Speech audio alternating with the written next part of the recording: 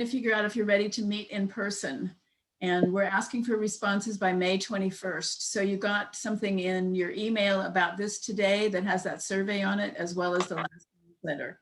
So please go there. There's very quick questions about that. We'd like to hear how you feel about that. Ekphrasis, Catherine, do you want to talk about that? So it's time to sign up for Ekphrasis. So Ekphrasis is artist interpreting artists. So we work with the Artist Co-op. So the Writers Club, we provide the writers, and the artwork is all on the Artist Co-op side. And we have 20 slots. Most of them are filled, but there's still a few. So we have 10 writers that initiate a piece. So in other words, they provide the piece and then the artists respond. And then we have 10 writers that respond to the art. So if you haven't signed up yet, we're getting ready to, it's going to close by May 31st or until slots, or sooner if slots are filled. And I've got I think one responder slot open and 2 initiator slots open. So just send me an email, and the info's on the website if you don't know my email. And let her know whether you want to be a responder or an initiator, or you're open to both. Okay, the other announcement that I have. What happened? You couldn't get in. No. Have a seat. Can we ask people to mute? Could people please mute? Maddie. Thank you. So anyway, yes. All right, I think everybody's muted now. So Nona Smith, who couldn't Yeah, be, Holly isn't muted and Priscilla's not muted. thank you. Oh, okay. And Holly's gone, so hopefully that's quiet. So Nona Smith asked me, who's the editor of the anthology, to read this information about the anthology, which is opening soon. So I'm reading it verbatim as she asked me to do. That WMC 2021 Anthology Erosion is on our bookshelves. And now we're looking forward to our 2022 anthology, whose theme is Borders. That's BORDERS, no A in it. As always, the title can be interpreted loosely. Submissions will begin on June 1st, which is right around the corner, and run through midnight, August 31st. Prose, both fiction and nonfiction, drama, memoir, and personal essays, as well as poetry, will be accepted. We're also looking for photographs and paintings that echo the anthology's theme and translate well into Black and white images. The submission guidelines are on the website. We encourage everyone who is a member in good standing of the Mendocino branch of the California Writers Club to submit their work. For writers, there is a 2-piece maximum and a total limit of 4,000 words. So check out the other submission guidelines and please submit. There are also other just general announcements that are available on our website and on the newsletter. Mendocino Coast Writers Conference is taking registrations now for the conference, which is in early August. Linda Watanabe McFerrin, who is going to be our November speaker, is offering a travel writing course through the Mendocino Art Center. There are a number of poetry options. Gordon Black is accepting submissions for KZYX. KGUA has a poetry show, which is Gualala. Fort Bragg and Ukiah libraries both have poetry reading opportunities. So check those out. In the drama area, Phil Zwirling, our member, is doing a drama anthology and looking for submissions. The Mendocino Theater Company is still accepting 1-minute plays, and it can be poetry instead for KZYX. And there are writing opportunities through Van Dam State Park, the Kelly House. There's a paid nonfiction writer that someone's looking for, and the California Library is doing a COVID relating one. So, and they're also looking for artwork too. So again, take a look at our website and it will give you more information. Today, our focus is SmatchUp. Thank you to Catherine Brown, who organized it all. Here's where 2 people were matched up blindly to tell a story or write a poem, 1 page each. So the starter was allowed to give a title, and but the finisher can change the title. So we're going to have, and nobody knows who they're matched up with. We're going to have the starter read first. I will call them, and then the finisher will come along and finish it. And I guess I will announce the title. So the first one, the title is All Hat, No Detective. Remember to unmute yourself. And Priscilla Coleman is the first reader. Priscilla?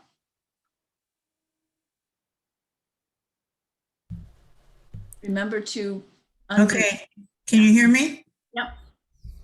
All right. I'm not giving the title, right? Correct.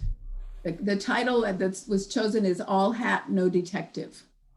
Oh, it's mid-December in Northern California.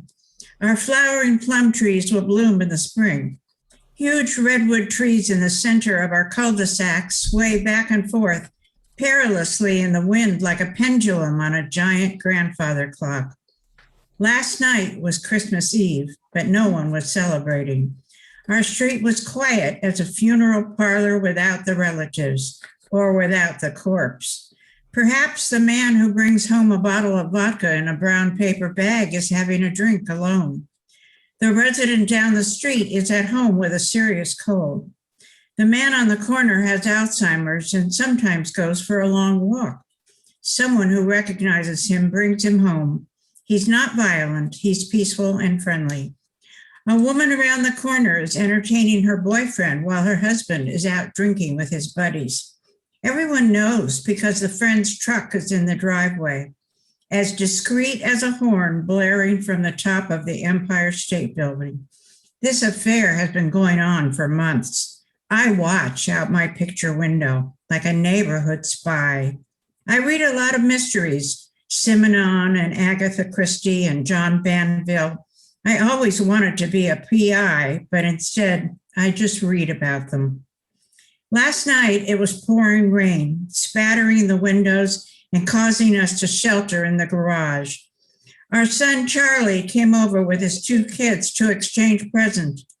The garage door was open for ventilation, and we all wore masks because of COVID. Our grandson Alexander got a camera for Christmas, a blue plastic Polaroid affair that develops pictures in 5 minutes. He snaps at everything and everyone inside and outside the garage. Hey, says his dad, look at Grandpa's tools hanging neatly on his pegboard. Take a picture of that. We should organize our tools that way. Alex shoots it. I notice that some of the spaces are empty with only a sketch of the tool that belongs there. Where is the ball-peen hammer and the saw? When they think they've stayed long enough to please the grandparents, Charlie backs out of our driveway to leave. He's always been a contrary one, even as a little guy, so it doesn't surprise me when he doesn't follow the arrow on the sign to go around our cul-de-sac to the right. If everyone goes right, no head-on collisions. If he had, he'd have seen it, the body. It's lying on its back, a man, the rain blending with his blood on the street. A huge gash on his head. I'm sure he's dead. I call 911. Then I nose around the body. I don't touch anything because I know you shouldn't do that until the investigators arrive to fingerprint, take photos, examine the body. I've read enough Robert B. Parker to know that much. So what do I think happened to this guy? Who is he? And who offed him? I'll find out. Okay. So Naughty Bumbo is finishing the story. But to do that, I have to know more than I do. Betty is dead, in the roadway, at the roundabout, at night in rain, like a bad movie. Well, almost any detective movie of the 30s and 40s at least. Do I need a Sam Spade hat for this? I may have to resort to a Holmesian approach, speculation as the basis for deductive reasoning. The name's Holmes, Sherlock Holmes. Nah, I don't think I can pull that off. Still, the next day, I'm walking all around the roundabout, trying to picture what might have taken place on a dark and stormy night. The victim, I suppose we'll have to call him such, despite being a man, a rather young man, was on his back. Wait, the gash was on his forehead, so yet he ended up on his back. Maybe he rolled or tumbled. Yeah, maybe. Then I recalled something else. He was wearing all dark clothing, so he was basically invisible. But what was he doing out so late on the road in the rain? Was he walking to a night job? Was he drunk, stoned, fed up with the world? And most importantly, is this how all those mystery writers go about solving their cases? As the old radio play had it, the shadow knows? Strangely, as momentarily obsessed with these hyperbolic churnings of the imagination as I'd become, my mind and senses felt heightened in a manner I had not experienced before. I like to think it was because of this I came upon an object lying more than 200 feet from the location of the body, among largely failed roadside landscaping. I saw first one, then two wheels, and as I finally stood over the object, saw it to be a skateboard. With a speck of red I assumed was blood. I realized the police had not searched quite this far from the location of the incident. Did he have some kind of brand of skateboarding shoe on his feet? And how do I make my voice sound like this? I called the police and explained what I'd found. They asked me to leave it alone and an officer would be right out. I waited about 10, 15 minutes to show the officer the location. I didn't even get a pat on the head and a mention on Asta's gossip column. But I learned some things. Asking questions may not lead to a solution, but not asking them leads to absolute boredom.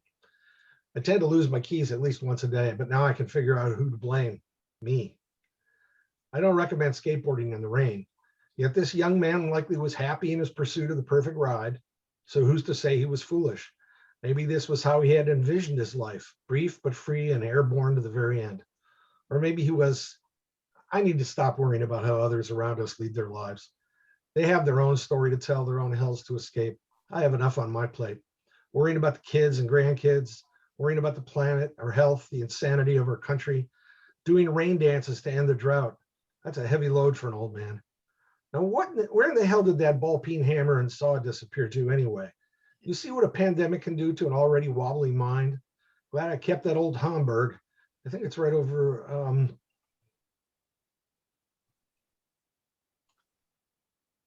that's it. Thank you to both of you. Okay, thank you. Sharon Bowers is the next reader, and the title that's been given is COVID Concupiscence. Okay.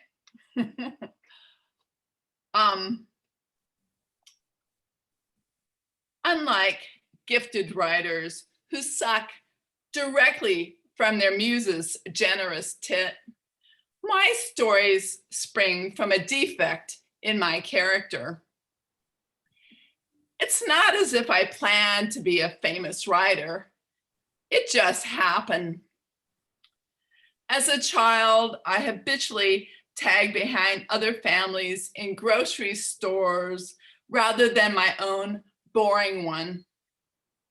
Pretending to belong while listening to their delightful conversations gave me an intoxicating thrill. My routine eavesdropping continued well into my teens, and that's how it started. English teachers asked for stories, and I delivered, sometimes almost verbatim. Because of my presumed talent, I received a generous scholarship to stay. Pressure was intense, but I have extremely keen hearing. You could call it a gift. Put me in a crowded restaurant and my ears scour the room until I hear a scandalous tale. The bitchier, the better. After college, choosing to become a romance writer turned out to be extremely lucrative. My first book, Sex in Sexy Underwear, took the industry by storm. Crowds at bookstores went wild, showing up for book signings dressed in scantily lingerie. Crews from TV station and newspapers loved it, as did my agent, who had paid the women to show up. This publicity stunt naturally led to a six-figure movie contract. My next book, Bonking a Sexy Prince, spread my fame in England. They especially liked the fact that my prince was a shy virgin with a lisp. Then came sex in the biblical sense, which tapped into the religious market and yet still appealed to my core romance fans.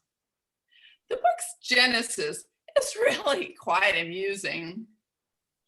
On a visit to Ohio's Amish country, I heard the most amazing story while eating biscuits in gravy in a quaint country cafe. Overhearing two Amish women's heated conversation on a few of the whores in their church allowed me to deduct the trip on my taxes. Then COVID-19 hit and I freaked. How could I practice my craft? Coffee shop, bars, and restaurants were in lockdown, which left only my childhood haunt, grocery stores. So last night, I bathed in hand sanitizer, donned a face mask, and ventured out. The end. Thank you. We're doing something different this time. So we have two finishers. So the first one is Nancy Wallace Nelson.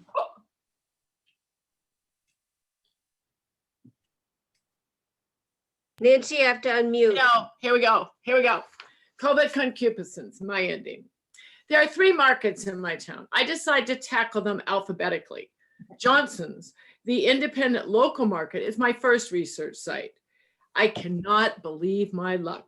There in the vegetable section, barely 10 feet into the store, I see 2 people greeting each other with a long, tight, full body embrace. Their mask, the only barrier. I start long squeezes of the tomatoes and the avocados nearby. Ralph, oh my God, it's so good to see you. I haven't heard from anyone in the group, have you? Oh, I miss our gatherings. We had just tightened the membership. We're just starting to get to know and explore each other. Perfect, I'd meet you, Lisa. Valerie and I have decided that we want a set of meetups, COVID or no. We'll call you and Joe. Val and I think we can get at least 8 people who agree that COVID can't shut down our need for the stimulation you can't get from just one partner.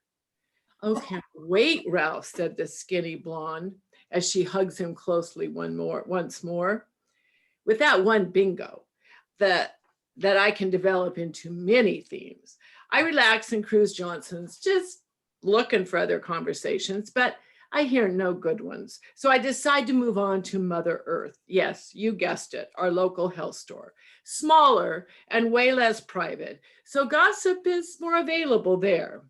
I wander slowly up and down each aisle. I find no conversations, and I'm just about to give up when I spot 2 women talking with their heads bent near each other at the coffee near the coffee grinder.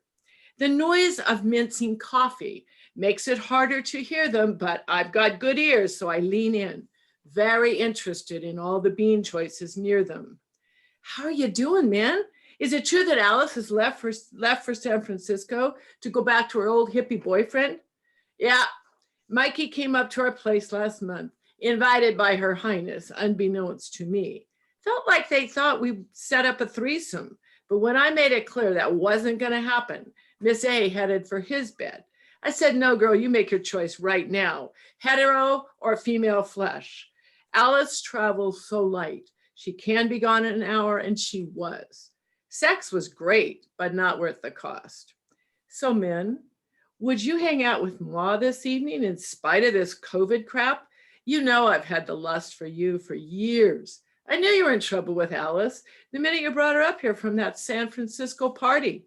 I'm here to stay, so how about getting to know me? I had just heard a throaty yes and seen a hug when I decided I best move away. You can only care about coffee beans for so long. But the way they hugged me told me men will have a hot new lover by dawn. I know I have lots of material here, so I'm thinking I'll go home and write instead of tackling the third store, Safeway, which is always so crowded. It's hard to hide out for really good listening. The gay and lesbian reading market is one I've been thinking I should tap into, so this could be my entree. My experience there is no more limited than was my Christian experience or my British Royal, both of which brought me millions. So with my magical touch, I decide I'll go for it. I'll do a tiny bit of research, as I always bother to do, and I'll write an expansion of the coffee grinder talk, as well as a longer narrative on the swappers. Who knows? I will probably be able to combine the two conversations. Valerie and Lisa can get it on, as well as Ralph and Joe. COVID cannot stop concupiscence. Dear God, if the plague had stopped the lusting and the coupling, none of us would be here. Okay, and the second finisher, who has called it Sex in the Time of COVID, is Holly Tannen.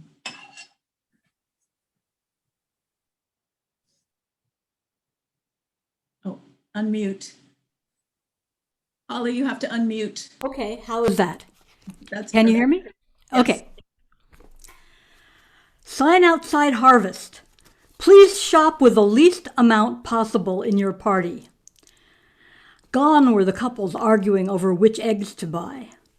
Only a dozen masked women muttering as they maneuvered their shopping carts around each other.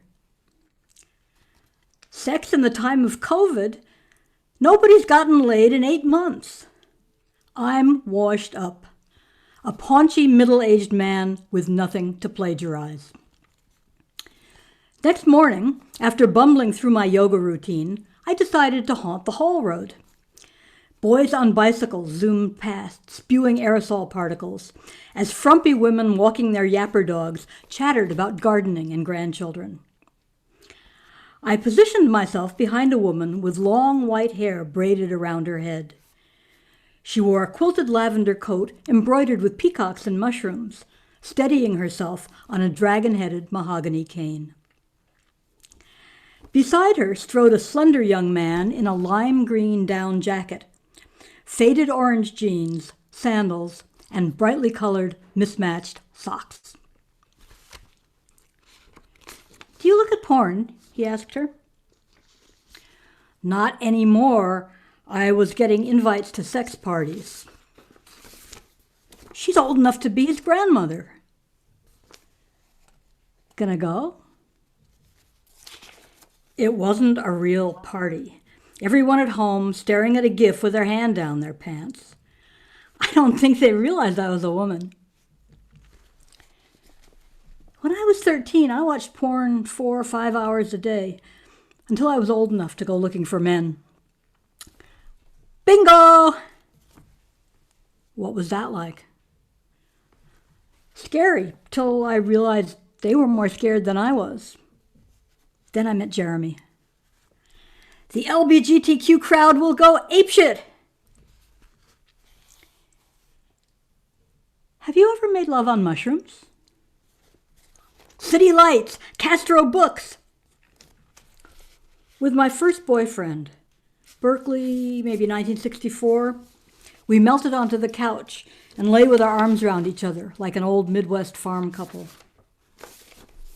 Fresh air, Conan O'Brien, Stephen Colbert.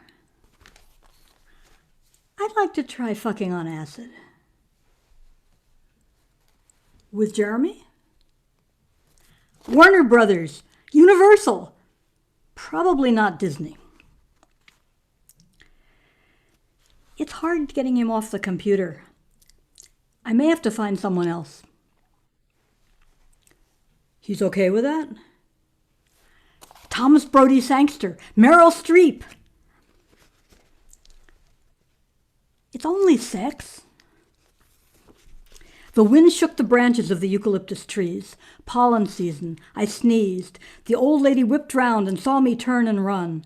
Limping like a beggar across the trestle bridge, she chased me. I fumbled for my keys and clambered into the car, rummaging in my pockets for the phone. She glowered at me through the window. Her friend sauntered up, grinning. The peacock mushroom lady pounded on the hood. "We'll stick the gerbils on you!"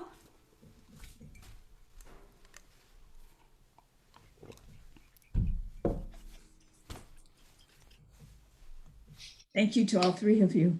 Dream a Little Dream of Me is next. It's written by Nona Smith, but Catherine Brown is going to read for Nona because Nona couldn't make it today. Last night, I dreamt about the woman in the red hat again. Over the years, she's inhabited many of my dreams, sipping a glass of Sauvignon Blanc in a small cafe on the Champs-Élysées, gliding in a gondola on a Venetian canal, walking across the Sydney Harbor Bridge. I've seen her riding an elephant in Chiang Mai, Thailand, gazing at the view from the tallest floor of the Empire State Building, bargaining for their serapes in a mercado in San Miguel. She gets around. In last night's dream, she was in San Francisco, standing amongst a small clutch of people on a street corner, waiting for the light to change. Her candy apple red hat made her easy to pick out of the crowd. She always wore it at a jaunty angle. But the hat itself morphed from dream to dream. Sometimes it looked like a newsboy's cap, sometimes like a beret, and once like a yachtsman's hat. Although the hat transforms, the theme is always constant. This woman is on a mission to convey something of value to an unseen man. One time it was a violin in a leather case. Another time a letter written in a foreign script. An intricately graved pocket watch in a velvet bag, a crystal goblet rimmed in gold, a book with a heavy, musty smell, all passed from her hands into this mysterious man's. Last night, she was intent on another delivery, but this time, unlike the others, the precious object was hidden inside a purse slung over her shoulder. For the first time, I had no idea what she intended to transfer to him.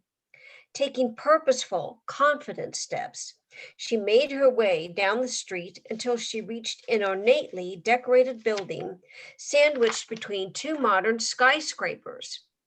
Here, she opened the tall glass, entered a marble lobby, and strode briskly to the elevator. When it arrived, she stepped inside and tapped the button for the 5th floor. The doors closed and the elevator rose. Seconds later, the doors opened and the woman stepped out on the 5th floor. But the red hat was no longer on her head, no longer visible at all. Okay. The finisher is Lori Lagasse. I awoke with a start. The image of the missing red hat put all my senses on alert. Something was amiss, I was sure of that. As I went through my morning routine, I found myself staring at the red cap on the toothpaste tube and holding the unscrewed red lid from the peanut butter jar in the air for an inordinate amount of time until I shook my mind free and forced myself to get on with the day. As I drove off to work, I tried in vain to push the hat and the woman from my thoughts. I wondered if there had always been so many red cars on the road. And the woman, she seemed to be leading an extraordinary life. There she was on all corners of the globe, leading a life that appeared to be full of intrigue and riches. I pondered the meaning of dreams and their connection to past and future lives. Luckily, the business of the morning office work kept my mind occupied. My inbox was full, both online and in front of me. I may have forgotten the dream altogether, but my wife showed up at lunchtime. Her presence was a rare, usually once a year occasion. We get along fine, but our jobs don't mesh for a shared lunch. A sense of dread filled my entire being. Last time she showed up was to deliver the news of the sudden death of an elderly relative. They called, she said. The adoption agency called. It's a little girl, just 3 years old. They sent a photo. She put her iPhone on my desk, opened to the latest text. A wide-eyed, smiling child looked up at me. She had on overalls and carried a teddy bear. She was staring straight into the camera, seemingly stretching out her hands to give the viewer the well-worn bear. Perched on her head was a child-sized red cowboy hat. Thank you. The next one is Four Little Bandits, and the beginning part was written by Liza Sanez, but is being read by Michelle Blackwell.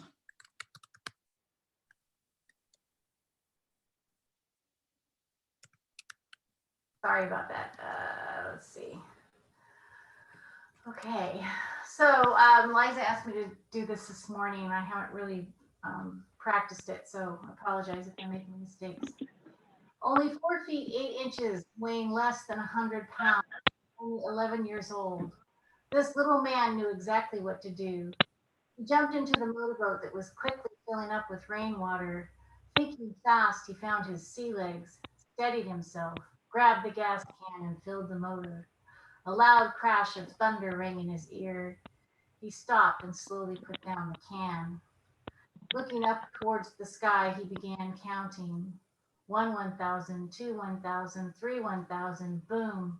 The crashing sound vibrated and rocked the boat. His body jumped even though he expected it. Oh man, it's close, but where? If he didn't get under cover soon, he'd be a target for the next lightning strike. Up the river just a short distance, his sister sat waiting in the canoe. Hopefully not burnt to a crisp. Somebody's not muted. Please mute. There's That's several- my dog, sorry. Right. Can't have that. Sorry about that. Up the river just a short distance, his sister sat waiting in a canoe, hopefully not burnt to a crisp. She called him Little Man instead of his birth name, Tristan. Her voice sounded in his head from the night before. When she came up with the plan, the two of them were going to save 4 baby raccoons that were now motherless. Their father caught the mother coming out the cat door with a loaf of bread and shot her. The babies were now hidden in a secret grotto on the river's bend, among huge oaks. These trees had perfect holes in their trunks to safely hide the bandit family. Before they left for the river, Tristan's sister said, "Trust me, I know this work. You are strong and fearless. Don't be afraid. Remember what fear is. False evidence appearing real." The flash from lightning gave light to the whole river, and it scared him. He had to start the engine, but his small, soaked arms began to shake. Jumping up, he flew to the motor, pulled the rope hard. The old outboard woke like a baby, dripping from the downpour. Tristan sat exhausted and grabbed his wet arms.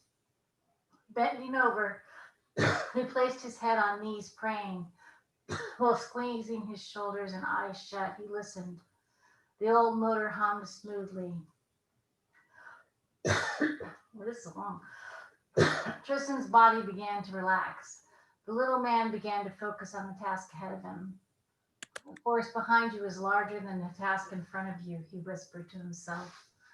Quotes were his sister's favorite method in finding a solution to a problem, at the same time reinforcing her little man's confidence. Tristan looked above his head into the sky and knew darkness would soon interfere with their adventure. He thought about the times at twilight she would carry him outside when the sun was gone and the night sky was at that perfect moment. The azure fading into indigo or powder blue, then black, bringing out the first star in the darkness. They would lie on the ground waiting for nightfall, and the bats flapping wings flying over their heads. The visual calmed them. Okay, thank you. And Natty Osa is the finisher. Okay, it's titled Four Little Bandits. He was glad he'd brought a flashlight. If night overcame them, he could signal his sister as he got closer. She was 6 years older than he and had taken over his care after their mother passed away. Their father, a gruff, no-nonsense man, bitter with grief at the loss of his wife, had been overwhelmed by his new responsibilities. Not Tristan's sister. She had stepped up to the task, taken him under her wing. He could hardly hear the motor over the pelting rain and the thunder rumbling overhead, hurtling lightning bolts he knew not where. He prayed his sister was safe. Tristan had lived his entire life on the banks of this river and had no trouble navigating the currents, reading the ripples, the way the water bulged over submerged boulders and old tree trunks and branches, which could snag a boat like a hook. But tonight he was navigating by instinct. The struggling boat barely parted the sheeting rain. He could sense more than see the shore. He tried to keep the boat close to the bank of the river. Even in the dark, he knew he was getting closer to the spot where his sister waited. The rain had let up a little. He ran the beam of the flashlight up and down the bank. It fell on reeds and willow trunks. Startled creatures scurried for cover. He went a little further, always running the beam up and down the shore. He almost missed the canoe pressed against the riverbank. He pulled his boat alongside. The empty canoe bobbed up and down. His heart lurched so he felt it press high up in his chest, constrict his throat. Where was his sister? Had she been struck by lightning? In his desperation, voice breaking with tears, he called out her name again and again. He scoured the bottom of the canoe with the beam of his flashlight. Empty. The picnic basket his sister had lined with an old blanket to nestle the baby raccoons, gone. And just then, like a desperate echo of his own fear, he heard his name called. Tristan, a man's voice boomed. He swung his flashlight in the direction of the voice. A man stood tall, menacing on the bank. Tristan shook with fear. It's okay, little man. He heard his sister's gentle voice. Father's here with me. Father reached out his hand and pulled his shaking son from the boat and into a smothering bear hug. The first one he'd ever had from his father, Tristan would later add when he recounted his adventure on the river. Tristan heard a scratching and scrabbling at his father's feet and jumped away. His father and sister laughed. It's our 4 little bandits. His sister lifted the flap of the picnic basket and shone her flashlight in. 4 little masked rascals blinked up at Tristan. Father's going to help us find them a proper home. Thank you.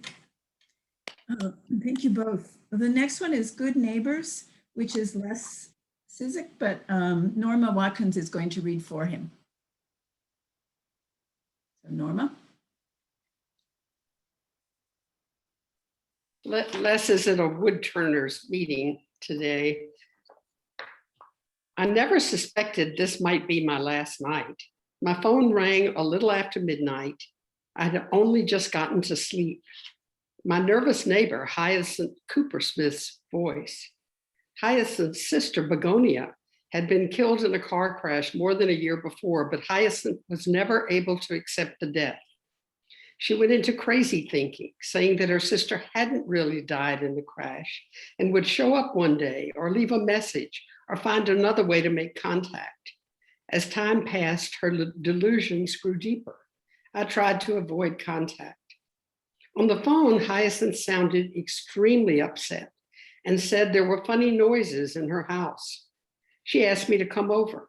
I'm scared, she said. This was the last thing I wanted to do, but I decided to humor the poor woman. I got dressed and walked across the street to her house. She met me at the front door. Look in the upstairs bathroom. I think I hear Begonia in there.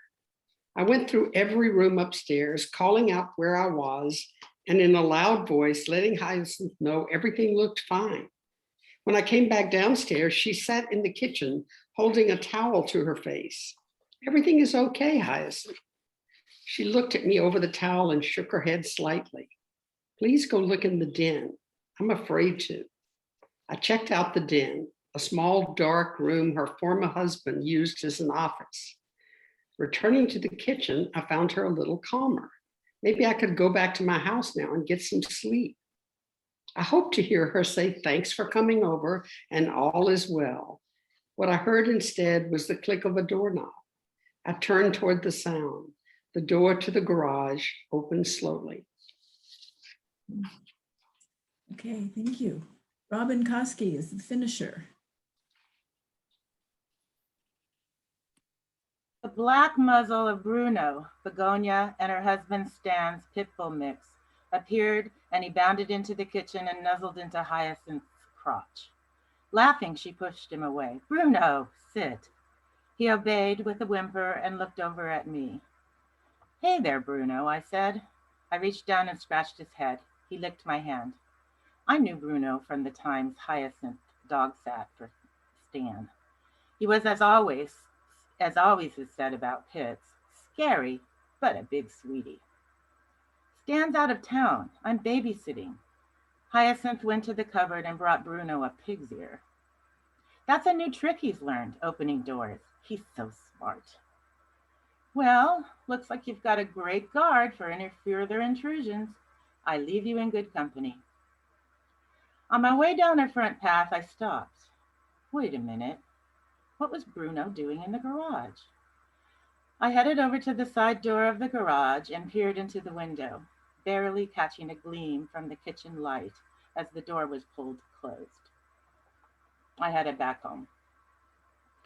Wait a minute. Stan and I golfed yesterday, and he didn't mention anything about going out of town. I retraced my steps to the garage and opened the door. Stan's Prius was parked inside. I tiptoed to the door from the kitchen to the garage and pressed my ear to it. Stan's terse voice boomed. You called Dave over? Why? You knew I'd be here soon. I freaked out. You were so late. Get a grip, Hyacinth. It was your idea to off your sister and your husband. We definitely needed that life insurance. But don't go unhinged. Not now, my brilliant, bold darling. It's the guilt. I didn't factor that in. Let's go upstairs and you can make me forget. You're so good at that. What the hell? Should I go to the police? Not yet.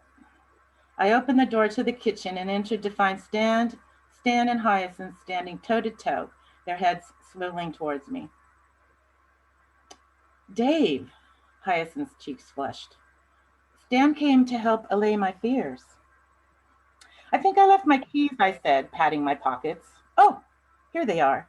Well, I'll leave you once again in good hands. Thanks, Stan. When I got back from the police station the next afternoon, they were being ushered into the back of a patrol car. That was my last night as Hyacinth's neighbor. At least they were serving time at the same penitentiary. Thank you. Next we have, the title is If They Only Knew, and Michelle Blackwell is back to read her story this time.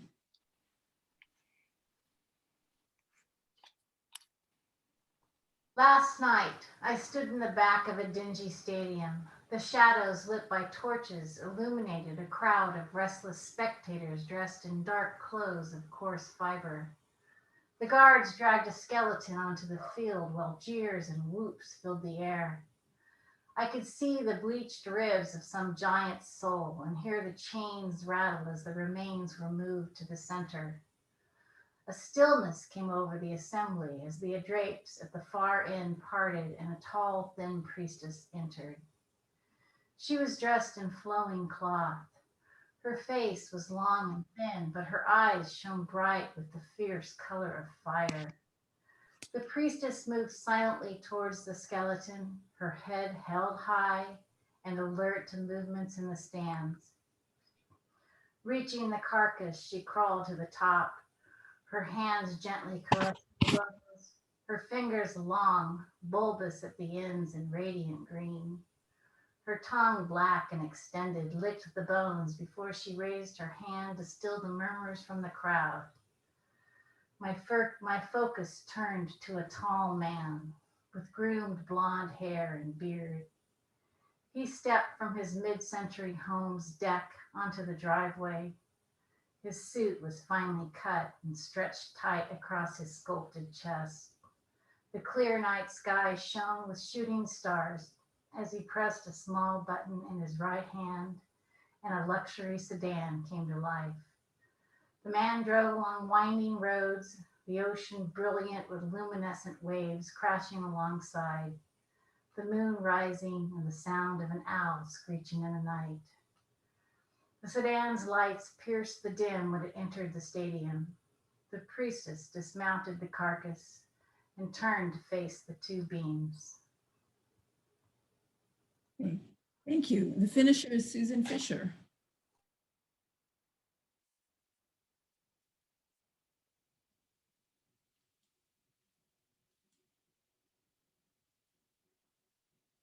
We need the mute off, please, Susan.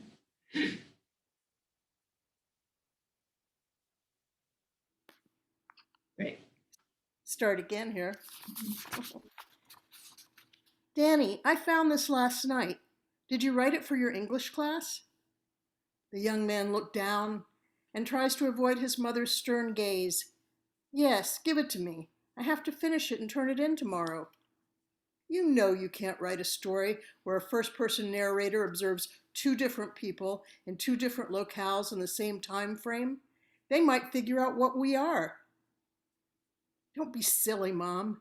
No one will assume I have unusual powers.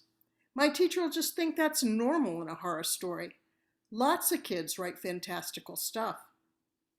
We have to be very careful after your uncle was whisked off to Dr. Stevenson's lab at the university. The Division of Personality Studies, my eye. My brother didn't volunteer to go, and we haven't heard from him since he was escorted there. I know you're worried, but Dad says we'll be fine. Our Earth bodies are exact replicas, and our backstories are immaculate. Uncle Harry's a charmer. He won't give up a thing. Sometimes I could just scatter your father's particles for taking this transfer. I wish we'd gone to a more civilized planet, and one with better fashion. Harry told us we'd love it here. Ha! I kind of like it here. Everyone thinks I'm so smart for 13. If the government doesn't come after us, and I don't think they will, I'm going to be the 8th grade valedictorian. That's cool, huh? Remember, we're only stationed here for 5 years. Please don't turn into too much of a humanophile. Believe me, if they find out what we are, they wouldn't hesitate to lock us up and study us forever. Danny grabs his English paper and stuffs it in his backpack. He's about to bound out the door to catch the school bus when he remembers an Earth custom he's come to admire. He hugs his mother and says, "Bye, Mom. See you after baseball practice. Love ya."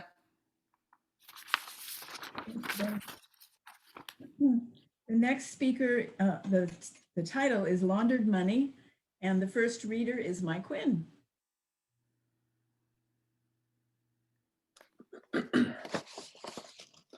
I pour the last of the Jameson bottle into my glass, toast 3 vultures sweeping above the deck, and drain the glass. I've been sitting out here trying to clear my head, wondering how this bag of $100 bills ended up on my kitchen counter, half expecting the sound of driveway gravel crunching under the sheriff's tires. My phone's on silent. I'm terrified who may be at the other end if it rings. Think, I've been silently screaming to myself. What the hell happened last night? The beginning of the evening is clear.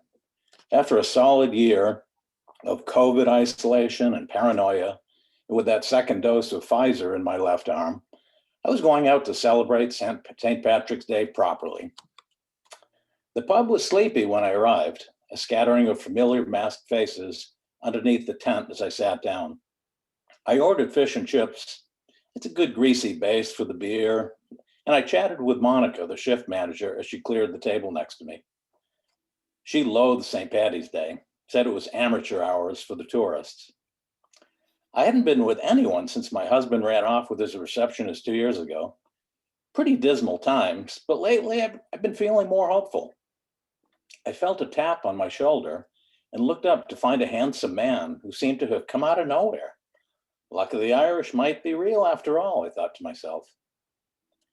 "Excuse me, but would you like some company?" he asked in a deep, friendly voice. "I was planning to leave after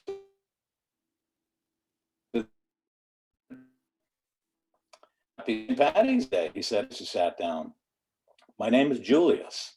Please allow me to buy you another beer." He wore an ironed plaid shirt, a Patagonia vest, expensive jeans, and suede Chelsea boots. He told me he was from the Bay Area, but after flashing a 1,000-watt grin at me, that didn't really matter. His charm offensive worked. We drank together until the closing bell, telling our pre-pandemic life stories. Those carefree time before anyone knew what messenger RNA or spike proteins were. He paid for the drinks and offered to drive me home. After that, I don't remember a thing. Okay. The finisher is Norma Watkins. Thank you. Oh, Norma, you have to unmute. Thought I did. Okay. Laundered money. The Jameson's isn't working. I toss the bottle into the recycling bin and go inside. I take the bag and sit at the kitchen table. The bag is unremarkable, white cloth, no logo, drawstring top. I empty it and more money than I've ever seen tumbles out. No note inside. I check my phone, no text, no shared contact information. Why would someone leave a bag of money on my counter? Possibility. I am way better in bed than I knew. More likely, it's stolen. I stack the hundreds into piles of 10. 10 piles, $10,000. 20 piles, $20,000. I'm still making stacks when I hear a knock on the front door. I can't see the door from where I'm sitting, but my imagination does the work. It's the man from last night, come for his money. It's the guys he stole it from, armed to the teeth. I slide open the drawer under my stove burners, the sticky repository of all my spills. Line the stacks of bills inside along with the empty bag and slam it shut. I open the front door, all Sunday morning innocence, hoping I don't reek of whiskey. It's the sheriff's deputy, hat in hand, big pistol on his hip. I try not to look at the gun. "Sorry to bother you, ma'am, but there's been an accident. Car went over the cliff down by Albion. Driver DOA, no ID on him or in the car, but we did find a napkin from Patterson's. The manager remembered the man and says you might have left with him. Any information you could give us. From the tread marks, it looks like somebody chased him off that cliff." I hide my terror behind dismay. That's terrible. He was such a nice guy. My first night out since last March, officer, and I drank way too much. He was good enough to give me a lift home, but he never told me more than his first name, Julius, if my hungover head is working. Not a lie. None of that was a lie. Alone again, I open the drawer under the burners. The bottom bills feel gummy. I'll put them in a lingerie bag and send them through the wash. Laundered money, which I deserve and will spend wisely, but not for a long time. I walk up to Patterson's to get my car. There's a note under the wiper blade. My hands shake as I unfold a receipt from the bar. Across the bottom, someone has scrawled, "We'll find you." Thank you. The next one is the singular survival of wealthy Maisie, maybe you. And Donald Shepard is the starter. Here. There we go. Herbert Godeped lived in a farmhouse his ancestors inhabited for 300 years, cul-de-sac lane where it dead ends behind the church cemetery. Indoor plumbing shocked him. He persisted in using an outhouse, defended the benefits of a rigorous walk in wee hours rain. He would have none of that stinky business in his house. His slender frame contrasted with stout Mrs. Gotobed. Late one night, after bacchanalian celebrations at the Donkey Kick pub, Herbert perched within the garden privy, slipped through the firmly stuck in the seat hole. The wooden circle trapped his sighs against his concave chest and chafed his armpit hair. His historic struggles upset the old outhouse, which shattered on impact, leaving him face down with a privy seat framing his upturned buttocks. At 2 o'clock in the morning, when Mrs. Gotobed squinted out to see what caused her to do, a full moon lit a peculiar sight. Her beloved mooning the moon. Not sure this position was involuntary, if not entirely unusual for him, his love muttered sweet nothings and retired to sleep. The struggle overworked Herbert's heart and it failed. As soon as she planted her late man, she had a water closet installed in the house, but his spectre moaned in the pipes, giving her the willies. So she moved house to Slublock Two Scolds village. Okay, thank you. Elizabeth Ranios is the finisher. Oh, Elizabeth. I knew it was you, Donald. Somehow. I'm going to read his last line so you'll hear what. She moved house to Slubbock Two Scolds village, where with her newfound wealth and amplitude, she discovered that as a newbie, she was pursued by many of the village eligible bachelors. They all wanted to go to bed with Mrs. Gotobed. Now single, she took her maiden name, Maisie Maybe You. Mr. Magnus Meaner, who lived across from the cemetery, was a widower, having lost 2 of his previous wives to undisclosed illnesses. He had only to cross the cobblestone road to visit them, which he did nightly. He was a handsome Girk, although a bit portly, and was the most intriguing of Maisie's suitors. He had one of the most beautiful gardens in the village, admired far and wide for color and blush of his roses and varieties of plants that were unusual and larger and more lush than any of this neighbor's smaller wannabe patches. His garden was envied by many of the villagers who contrived to learn his secrets. Rumors proliferated, initiated by the village cantankerous ill willy. Mr. Meaner was a secretive but affectionate fellow and pursued Maisie with great enthusiasm, finally wooing her into accepting his proposal. Even though Maisie agreed to marry him, her heart still belonged to Herbert. She found comfort in her nightly conversations with him, listening to his spectral complaints through the cottage pipes.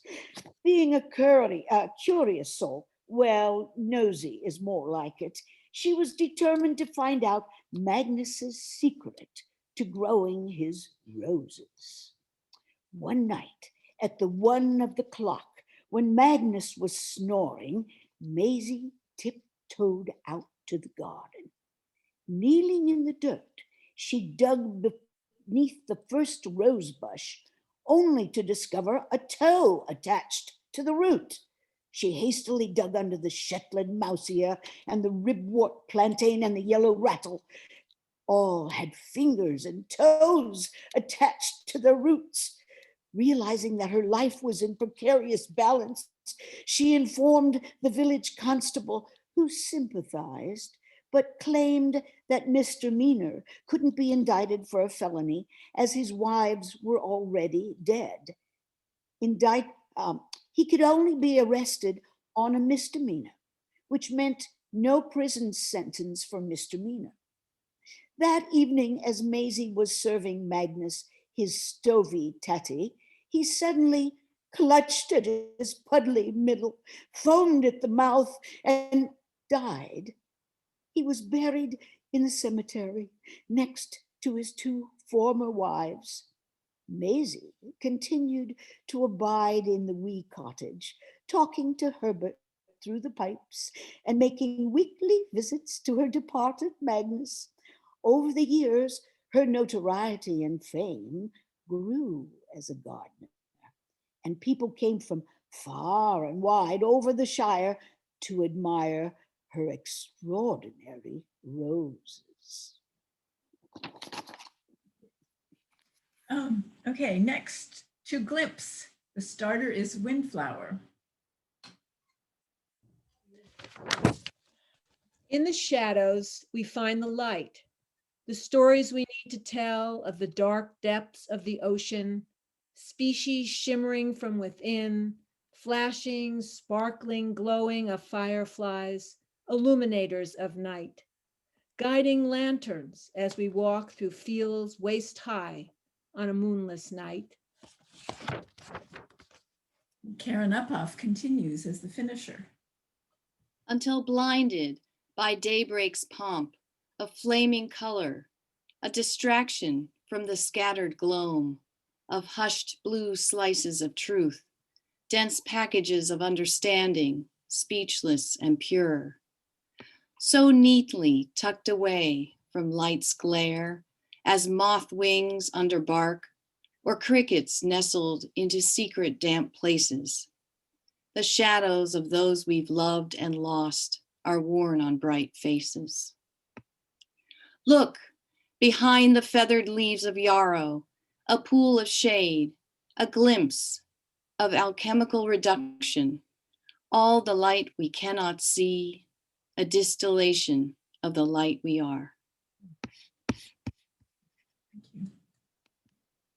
And last is Happy Ending with Doug Fortier, who has a unique opportunity to be the starter and the finisher. So as they say, mistakes were made. That's why I'm doing it this way. Anyway, you can all hear me. Okay, good. So last night, a Sunday, I parked in the ER lot a few minutes before my 8:30 appointment for the last of 10 antibiotic infusions needed for an infected foot. They appeared to be working. The guard, Kelly, put me into a wheelchair before we headed down the first hallway. At the junction of the old and new hospital wings, I felt a little jostling, as always, when a nurse took over from Kelly, who returned to his post by the ER entrance. Instead of going into the new section, we took a left into the dark corridor lit by a narrow light strip for emergency use. I directed a questioning look to the nurse, about 40, with white blonde hair. I hadn't seen her before. She kept her eyes straight ahead, her mouth set in a grimace.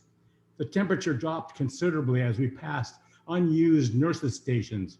After several turns, voices echoed in the distance, sounding like laughter from a break room. My peripheral vision flickered in a shimmering flare of electricity that lasted a fraction of a second, a phenomenon that had me questioning my eyesight. The nurse turned the wheelchair into room 113, switched on a light, and locked the wheels. My signal to move into a bed with metal triangle hanging above it for patients to reposition themselves. I'd often asked the nurses' names or looked at an employee's badge, but she'd turned hers to show the back. And I wouldn't ask anything of this dour-faced woman, so unlike every other nurse. She moved the wheelchair away, drew the curtain around the bed, and went through the normal process of taking my vital signs, cleaning the intermediate IV left in my arm, then hanging the antibiotic pouch on the pole above the pumping equipment. After she left, I watched the drips flow from the bag into my arm, but the emulsion wasn't transparent. It had a sickly yellow tinge that made me wonder if this strange nurse had made a mistake. Someone at the doorway said in a Caribbean lilt, "Free Sunday sucker." Then before she rounded the curtain, I heard, "Are you cold?" "No, I'm always hot," I blurted. The truth, but more of a joke. "Oh, now, is that so?" the woman said, still out of sight. "You're making me blush." A tall ghost with pink cheeks stepped into the room. My involuntary scream startled me almost as much as her appearance. With no air moving in the room, her tattered nurse's uniform fluttered, yet the hood-shaped white cap stayed in place over thin white hair. "I'm Nurse Shalisa," she said before she floated toward me. While I shrieked, I attempted to escape, but my muscles wouldn't respond, confirming my fears of tampered drugs. "We'll have fun with you," Shalisa happily said in her Caribbean way before she moved toward me, her eyes full and wild. We shared my body as Shalisa lingered inside me, filling me with the terror I'd only known in a dream when the jungle cat raced to catch me in the night, its yellow eyes glowing more prominent as it pounced. Once Shalisa's spirit left me, the horror remained, a visceral manipulation that voided every ordinary sense and feeling I had identified as myself. In this heightened awareness, alert for every approaching cruelty, I had become prey, encircled by predators. Talk and fanatical laughter resumed from the break room. When it stopped, distant voices of other prisoners' psychic pain mimicked my screams and pleas for mercy. Their expressions of extreme shock and fright rolled toward me, one by one, with the promise that Shalisa and her ghostly companions will ultimately repeat their monstrous terrorism within me.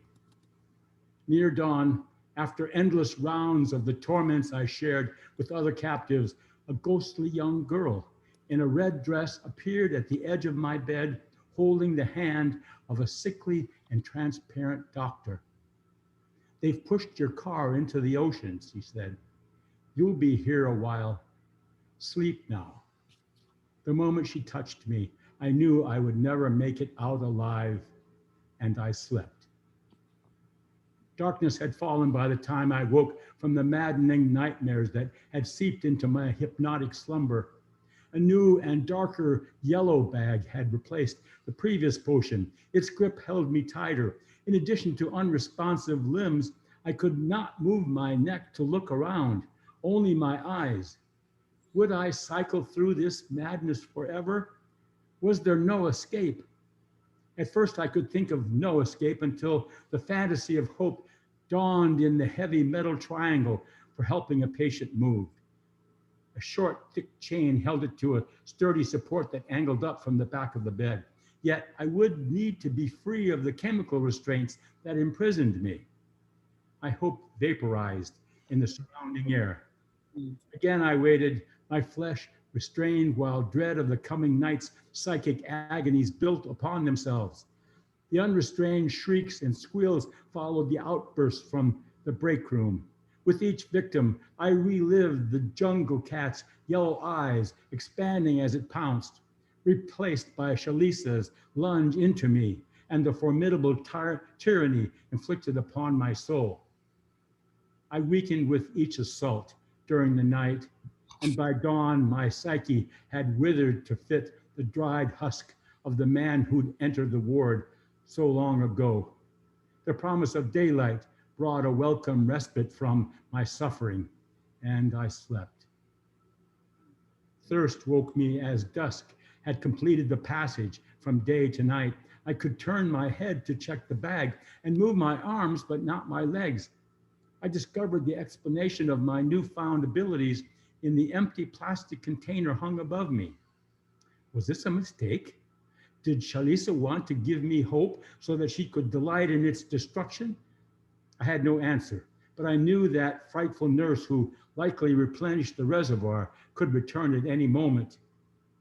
From the panel at my elbow, I raised the bed as far as it would go. Of course, now I've touched the screen and it's gone. Now that's funny. That's real funny, Doug. Let's see. Oh my goodness.